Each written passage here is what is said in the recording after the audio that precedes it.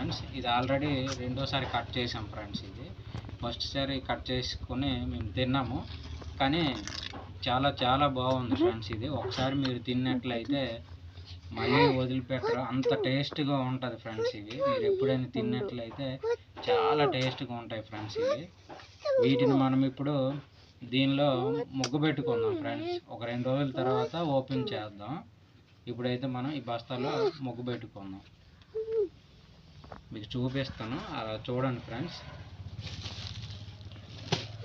దీనిలో గడ్డి అనేది వేసుకున్నాం ఫ్రెండ్స్. దీనిలో వరిగడ్డి, మన వరిచేను కట్ చేసిన తర్వాత వేస్ట్ ఏదైతే ఉంటుందో అది ఇందులో వేసుకున్నాం ఫ్రెండ్స్. దీనిలో మనం ఇప్పుడు ఈ రెండింటిని ముగ్గు పెట్టుకుందాం ఫ్రెండ్స్.